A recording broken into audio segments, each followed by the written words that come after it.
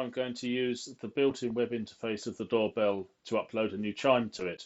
The one I'm using is from the Star Fox video game when they're sending supplies to our hero. So if I save that, it uploads it to the flash memory of the doorbell. Now I'm going to go through and delete the chimes that we don't want anymore.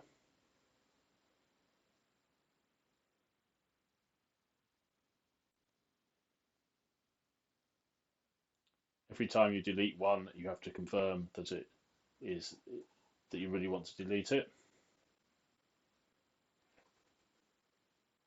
until we've only got the one left that we want.